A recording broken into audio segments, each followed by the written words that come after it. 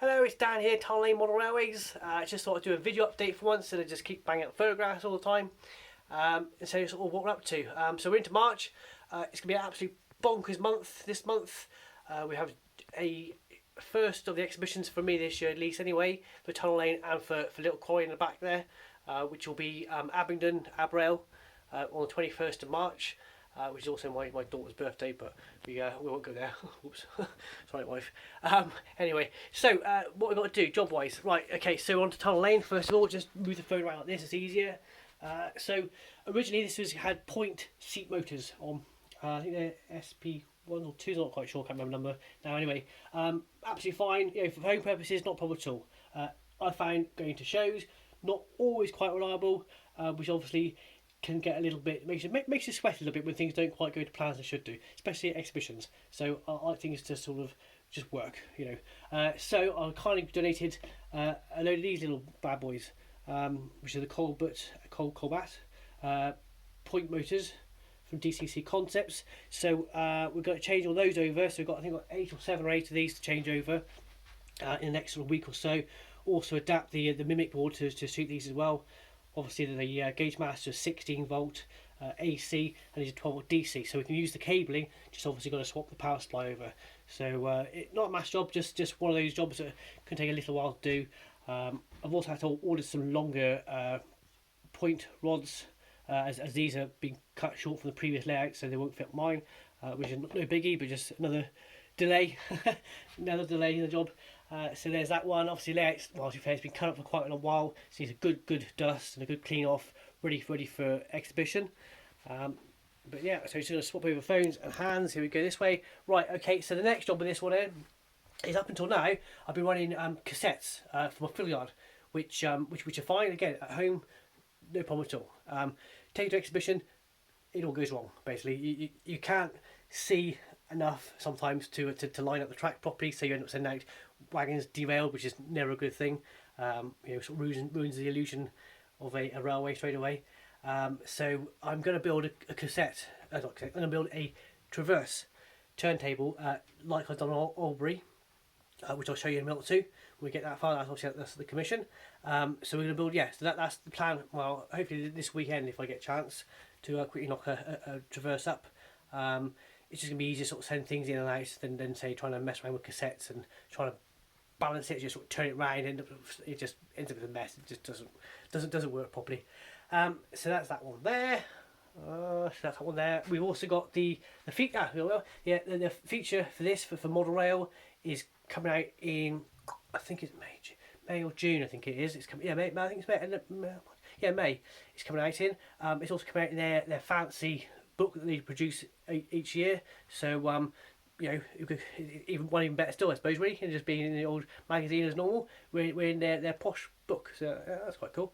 So yeah, so for me, that's quite achieving. My first layout I ever built, and bang, we're straight in the sort of top of the game magazine. So that's cool. So there's that one there. So my little claim to fame, quite proud of. Anyway, so next one, little Cory. Okay, so this one, if anybody new to the club, should we say, Facebook club. This is little Cory. This is basically a little micro layout. So it literally is 4 foot long, if that. Originally started as one of Justin's little baseballs from Scale Model Scenery. I just sort of adapted it, and it kind of grew a little bit more. So I ended up putting sort of a little weird traverse thing on there. Again, if you sort of go back to my post, you'll see how I made it. We're using bits of old track and a couple of old Hornby wagons.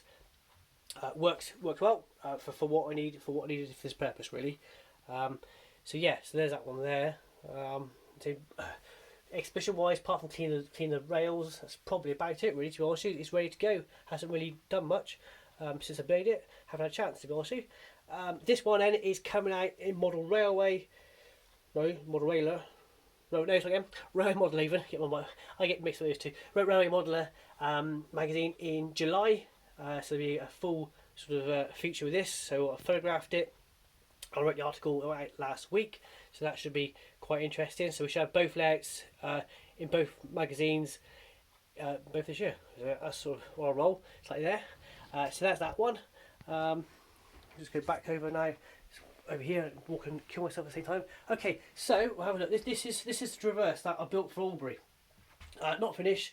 which obviously the track's all loose, but generally is that the loco comes in here. This is to be the scenic side, comes in, and then this basically just spins. Put the bar in, should spin round. There we go. This spins round quite happily. I say it's still a work in progress. It's still a bit noisy in places, but nothing major, nothing a bit sandpaper won't fix. So yeah, so that's literally this. We spun round. See this track off in a second. There we go. Yeah, this will be spun round to there, and then spun back round to there. Not a problem at all. We have little brass locking pins, and also that helps with the power, obviously, from selecting which rails you want to do. So that's those, obviously both on side. So there's that. And then we're on to Albury, which is my first commission, to be honest with you. Really enjoying doing it. Always a bit weird to build for somebody else and then for yourself. I think if anything, you build better because you're more critical of your work. Where when it's your own, sometimes you think that'll be all right, but this has to be bang on. There's no sort of it'll be all right. It has to be spot on or not at all. So lighting wise, haven't we sort of set it up properly? It will have strip lights and be lit up like Tunnel Lane, so quite ambient lighting. At the moment, we literally have a bit of make do light bolted to a bit of the window frame really. So this is 1960s end to end sort of layout. Steam is coming to its end, so everything is looking a bit tired, to be honest with you. It's almost ready for the bulldozer and the digger, ready for the wave of concrete to come through it, or it might even get shut down altogether yet. Not sure what's going to happen here, but only time will tell. So we have two boards. They're both 3 foot by 17 inches wide. Why the odd size, you ask? Basically, the loft hatch it has to go through is quite narrow, so we are limited to space. But 6 foot is still plenty of space. You've got a nice sort of area to use. It's quite a nice layout, layout actually, with a double return loop. So you have the one passing loop here and the other passing loop at the rear, up to the little goods store, I suppose. So we're mainly predominantly working at the moment on the north border as such. So we've got the hillside in with all the trees. We have Albury Hall at the top. The hillside as well. So the hillside basically is a lump of insulation foam. So we call it Kingspan around here, as Kingspan is just down the road to us.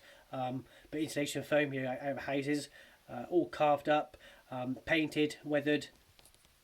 Grass wise then is a selection of static grasses, flock. Also I use hanging basket liner. Fake moss. So I see I got some on my box I can get to now. I can't really quite see. So you use that basically to your basis of your grass, and then you sort of build up in and around it. So you gives that real nice dense sort of dead fern bracken kind of look. But yeah, no, it really works well. Still going to finish off doing the bridge. There's lots to do to this. There's absolutely loads to do to it, and the more you do, the more you create more work. But we are getting there slowly. So the little hall with the garden and the little I think it's a lady mowing the garden. Sort of details with behind the sort of signal box there, with the old tyres being slung over the barriers and bits of timber and whatever else. All the point rodding in the signal box itself is all the correct signals in the correct order for the layout. People with details. Again, all the buildings will be lit up at some point. So there's all lights to go in them. Over here, then we have the gateway into the signal box area with a little phone box in the back there. Somewhere, let's see. Yeah, I think you've got the phone box there. Albury Station itself, again, it's all lit up, or will be lit up. There's cables. So we've got people sat in the box. So that's what we're up to. I say it's a bit of all go basically, but we're getting there slowly but surely. Thank you very much. So this Tunnel Lane HQ, I should just give you literally a pan round. It was a summer house, and now it's my man cave basically, or Tunnel Lane HQ as I keep calling it. Thanks so much for watching. Thanks for people following me. It's a bit, I don't know what I'll do at half time anyway. It's always a bit bonkers, but thanks for hanging with us. Catch you again. Cheers, bye.